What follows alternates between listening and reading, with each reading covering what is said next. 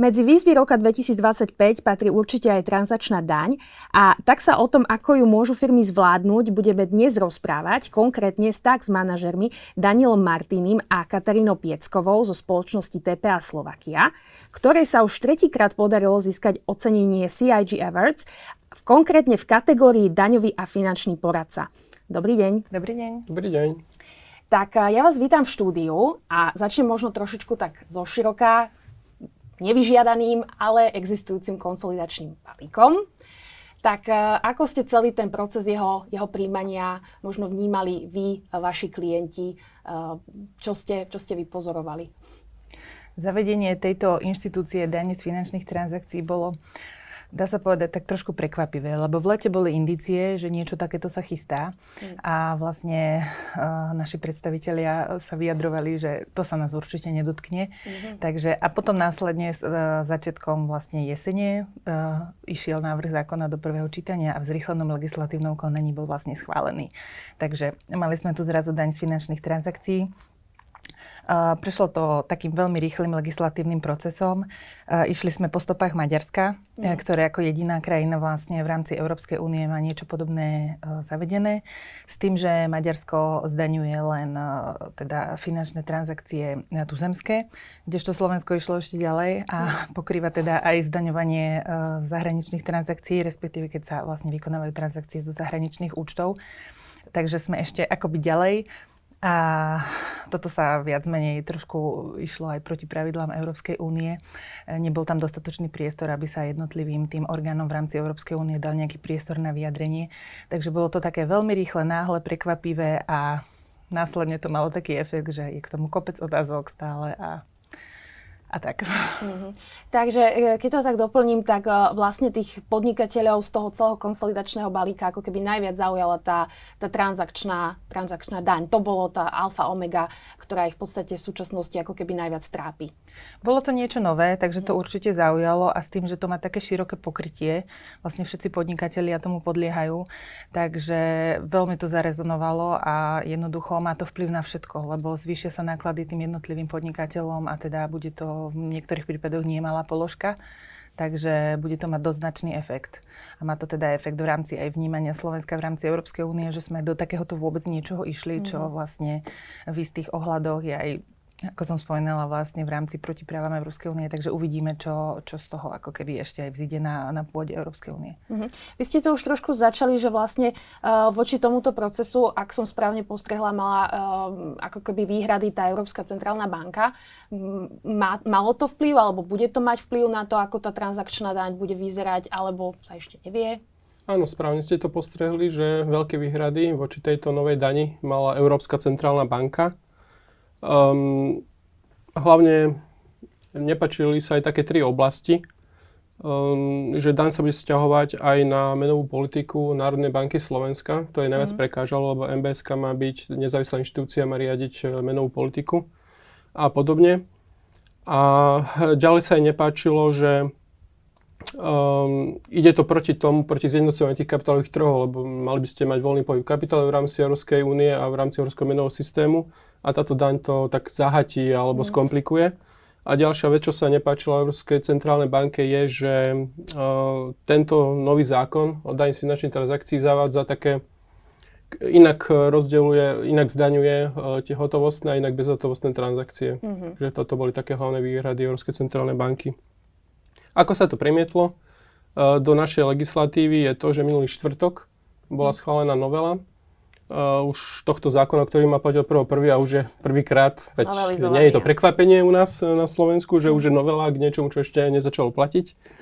A tak zákonodarcovia už vypustili z tohto zákona, že čo sa týka Národnej banky Slovenska, že nebudú zdaňovať tie transakcie v rámci tej európskej menovej politiky. Takže to sa zmenilo na tento tlak Európskej centrálnej banky. Dá sa povedať, že je tento celý proces už ako keby uzavretý, že už je jasné, čo teda tých podnikateľov čaká, alebo ešte by mali byť, dá sa povedať, na špičkách a byť pripravení aj na prípadné zmeny? Ja by som povedala, že v podstate buďme v strehu, lebo vlastne tak rýchlo sa to mení, že, ale ako keby dobre, že prišla aj nejaká novela, lebo vlastne tým, že sa to tak rýchlo aj schválilo, tam bolo viacej otvorených vecí a vlastne ono až takým zamyslením a praxou sa prichádza, ani nie ešte praxou, ale teda zamyslením, že čo a ako sa bude robiť a ktoré transakcie tam podliehajú a ktoré nie. Vlastne sa vynárali otázky a tak.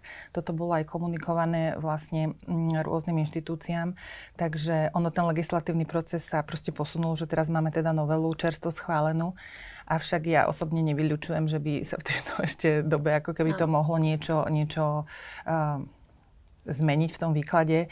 Nakoľko daň máme vlastne účinnú od 1. apríla. Pozitívom je, že teda máme tu nejaký časový úsek vlastne pripraviť sa na fungovanie tejto dane a vôbec sprocesovanie to.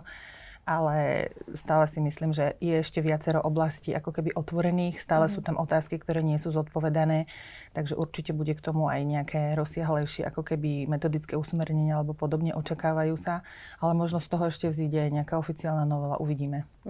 Áno, daňoví poradcovia nie sú žiaľ jasnovici, takže naozaj nevieme vylúčiť ani vyvrátiť. A ako už bolo povedané, tam množstvo stále otázok otvorených a v rámci aj Slovenskej komory daňových poradcov vytvorená špeciálna pracovná skupina, kde sa zbierajú podnety z praxe a snaží sa to potom ďalej táto komora komunikovať na finančné riaditeľstvo, aby vydali metodický pokyn k týmto najčastejšie vyskytujúcim sa otázkam a nejasnostiam z praxe. Dá sa aspoň v skrátkosti zhrnúť, aké povinnosti vlastne tá transakčná daň prináša, že teda čo musia tie firmy splniť? Áno, tieto povinnosti by som rozdelil na také dve kategórie. Tam v závislosti od toho, či ten podnikateľ bude uskutočňovať úhrady zo slovenského bankového účtu alebo z zahraničného. Ak slovenskí podnikatelia budú uhrádzať tieto transakcie zo svojich účtov, ktoré vedie Slovenská banka, tak tú daň za nich z toho transferu vypočíta, odvedie banková inštitúcia. Aj všetky tie oznamovacie povinnosti si splní voči danému úradu, aj to odvedie v príslušnej lehote. Avšak problém môže byť, ak niektoré tie väčšie medzinárodné spoločnosti realizujú úhrady aj zo zahraničných bankových účtov, tak tam v tom prípade si musí podnikateľ sám vypočítať tú daň a odviesť na ňu úrad a splniť si všetky tieto administratívne povinnosti, tak to pre ňu bude naozaj značná administratívna záťaž. A tam bola taká jedna vec, ak môžem doplniť, Jasne. vlastne v pôvodnom schválení zákona bola taká skutočnosť, že vlastne tie tuzemské transakcie, respektíve keď sa vyplácali zo slovenských účtov, kde daňovníkom, platiteľom dane boli tie slovenské banky, tak tam bola nastavená ako keby sadzba 0,4% z hodnoty transakcie. A bolo to obmedzené maximálnym limitom, čiže na transakciu 40 eur. Kdežto pri transakciách ako keby cez tie zahraničné účty, tak tam tá hranica akoby nebola vôbec stanovená. Čiže to bolo jemne také možno aj diskriminačné. Bez limitu. A bez limitu. Vlastne nebola tam tá maximálna hranica nastavená. A toto sa touto novelou akoby upravilo. No, proste našťastie, že jednoducho aj pri tých zahraničných platbách, alebo platbách teda cez tie zahraničné banky, tak sa tam stanoví limit, pokiaľ spoločnosť ako keby ten subjekt vie preukázať a identifikovať tie preúčtované náklady, akože vie definovať tie jednotlivé transakcie. V tom prípade sa tam dáva tá maximálna horná miera, teda 40 eur na transakciu. Ak by toto subjekt nevedel urobiť, že vlastne bude pravdepodobne uhradená nejaká neidentifikovateľná čiastka, napríklad z toho materského subjektu za toho slovenského daňovníka, v tom prípade tam ten limit nie je, ten maximálny. Takže takto sa to ako keby teraz trošku poriešilo, ale dobre, lebo proste dal sa tam ten cap aj na tieto zahraničné transakcie, pokiaľ ten daňovník tie transakcie jednotlivé vie ako keby preukázať a definovať. A bude mať vplyv vlastne tá transakčná daň, alebo takto, bude mať na tú transakčnú daň vplyv to, o aký veľký subjekt pôjde, či to je nejaký veľký podnik alebo malý živnostník?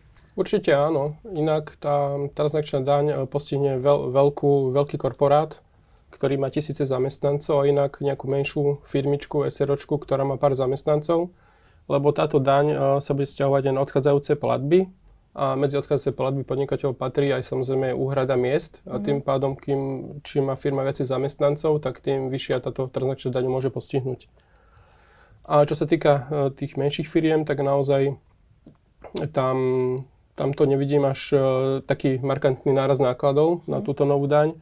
A takí aj menší živnostníci majú taký priestor na optimalizáciu, by som to nazval. ale sú na to rôzne názory. Už sú také rady zverejnené daňových poradcov, že jednoducho táto daň by sa nemusela vôbec dotknúť živnostníkov, ktorí uplatňujú paušálne výdavky. Ale zákon nie je tak napísaný. Tam je napísané, že jednoducho aj takíto podnikatelia musia robiť transakcie na tom transakčnom, na tom povinnom účte, ktorý si musia zriadiť, takže je také diskutabilné, ale určitý priestor na takúto optimalizáciu pri tých malých živnostníkov, ktorí majú paušálne výdavky, by mohol byť. Uvidíme prípadne, aké budú výklady. Áno. Oficiálne. Zatiaľ teda, keď budú realizovať iba tie ako keby vnútroštátne prevody, tak to za nich ako keby vybaví laicky povedané banka. Áno. Dobre. A dotkne sa to nejakým spôsobom vlastne aj tých zamestnancov, minimálne nepriamo? Rátate aspoň pri tých väčších firmách? Priamo sa to nemôže dotknúť. Toto je akoby zakázané, aby vlastne zamestnávateľia nejako napriamo dali znášať zamestnancom túto daň. Ale dotkne sa ich to určite nejakým spôsobom nepriamo, lebo zavedenie transakčnej dane, proste nová daň, zvýši náklady spoločnosti, takže nepriamo sa to určite dotkne chodu spoločnosti ako takého a aj pre tých zamestnancov môže byť nepriamy dopad taký napríklad, že keď v budúcnosti by riešili napríklad zvýšenie miest, tak možno nebude až také vysoké, ako by mohlo byť, lebo proste sa bude dbať na to, že je tu nejaká transakčná daň. Proste jednoducho vôjde to do tej nákladovej položky tej spoločnosti, takže taktiež bude mať tá spoločnosť vlastne vyššie bankové poplatky, lebo banky to zase ako keby ešte budú posúvať ďalej, takže určite sa to ako keby tých zamestnancov dotkne a myslím, že aj všeobecne obyvateľov. No, tak aby sme boli proaktívni, tak čo sa s tým dá teda robiť? Aké sú možnosti vlastne pre tie firmy? Tak dúfať, že sa zákon v budúcnosti zmení, ale nie je teraz vážne. Zákon síce platí od 1. januára 2025, ale prvýkrát sa táto daň bude uplatňovať za apríl 2025. Takže pozitívom je, ak by som tak mohol nazvať, že ešte nezvyčajne slovenskí podnikatelia majú dosť času na prípravu. Nezvyčajne naozaj. Lebo väčšinou sa to robí tak, že v decembri sa robí nejaká novela, ktorá už platí od januára. Takže teraz je tam nejaký ten priestor ešte na zapracovanie, nastavenie interných procesov a prípadne aj firmy si môžu upraviť budget, ktorý majú budúci rok, lebo s touto daňou zrejme nečakali, ak si budget už robil niekedy v lete, že takáto daň bude zavedená. Takže toto je také pozitívum, že ako sa to dá zvládnuť, že pripraviť sa na to, vyškoliť zamestnancov, ktorí s tým denne robia a podobne. Vy ste možno spomínali, keď to takto poviem, že každý rok je nejaké heslo roka, tak predpokladám, že pre tých slovenských podnikateľov tým heslom roka bude optimalizácia nákladov, aj v súvislosti s touto transakčnou daňou. Určite. Tak možno akým chybám by sa v tomto procese mali vyhnúť, aby nenarobili viac škody ako úžitku? Chybám, určite by som odporúčala, aby to tie firmy začali riešiť. Prešli si tie svoje transakcie, pozreli sa na to, či tam majú nejaké zahraničné účty, prípadne ako keby dane z finančných transakcií podliehajú už vôbec to, že sa použije bankový účet. Síce iba 2 eurami ako keby za rok, ale ako je to tiež ako keby zdanené. Čiže ako keby nejako sa na to pozreli, že či treba toľko účtov, či naozaj používa toľko účtov, ktoré sú považované za transakčné účty, lebo pri podnikateľoch sa všetky účty ako keby pre právnické osoby napríklad považujú za transakčné účty. Čiže prejsť si tie transakcie, aké robia, či to má zmysel, prípadne aj zamyslieť sa nad tým, že keď sú tam tie zahraničné, čo ich to vlastne z toho im vyplýva, lebo ako ste spomenuli, tie tuzemské transakcie budú vybavené bankami, rovno sa to stiahne pri zdroji, pri výplate, ale tie zahraničné platby tam tým platiteľom je ten daný subjekt a bude si to musieť sledovať, bude si to musieť evidovať, bude musieť jednak zaplatiť tú daň na mesačnej báze a jednak pripraviť také oznámenie, ktoré je to kvázi daňové priznanie a vlastne podáva to správcovi dane, čiže je s tým spojený kopec ako keby takýchto administratívnych povinností, takže určite si to nejako sprocesovať. A určite by sme neodporúčali v tejto súvislosti ako keby vymýšľať nejaké účelové schémy, ako sa tomu vyhnúť, lebo ten zákon je tak postavený, že aj pri tých preúčtovaniach nákladov, keď napríklad za spoločnosť platí niektoré tie platby, vykonáva tie platby matka v zahraničí, tak ono je to poriešené, že vlastne, aby sa pokryli všetky transakcie a neušlo z tej dani, takže nejaké vyslovené špekulatívne účelové schémy asi nemajú veľmi zmysel. Možno ešte na záver, majú firmy o týchto svojich takých nejakých procesoch, opatreniach, dianiach komunikovať so svojimi možno zamestnancami, klientami, dodávateľmi, alebo ak teda majú, ako by mali komunikovať, na čom sa treba možno aj dohodnúť, ako to spolu zvládnuť? Je fajn vždy komunikovať. Vtedy sa vyhnú všetky tie zúčastnené strany nejakým prekvapeniam a nedorozumeniam. Treba vždy komunikovať určite otvorene, férovo, povedať si, OK, našej spoločnosti sa dotkne táto daň takto a takto, budú to 10 000.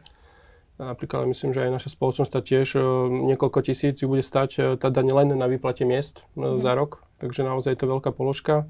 Povedať to otvorene zamestnancom a obchodným partnerom, zákazníkom tiež otvorene komunikovať. Zrejme to bude v dôsledku toho, že zvýši tá firma vlastne svoje ceny za svoje produkty, lebo niekde musí premietnúť to zvýšené náklady, takže v konečnom dôsledku sa zvýšia ceny a komunikovať tým obchodným partnerom, že áno, v dôsledku tejto dani sme museli, žiaľ Bohu, byť nútení zvýšiť naše ceny. Ale nie len kvôli finančnej tejto dani, ale aj kvôli DPH. Napríklad budúci rok sa menia sadzby DPH, väčšinou idú hore, takže nie je to len kvôli tejto dani, ale kvôli iným opatreniam z tohto konsolidačného balíčka. Tak teda držím nielen vašim klientom, ale všetkým firmám prsty, aby všetky tieto výzvy v roku 2025 zvládli. A vám teda ďakujem za to, že ste si našli čas, že ste nám to takto vysvetlili a ešte si môžeme zaželať pekné sviatky. Aj vám krásne Vianoce. Ďakujeme pekne. Ďakujeme za pozvanie, takisto pekné sviatky a pevné nervy.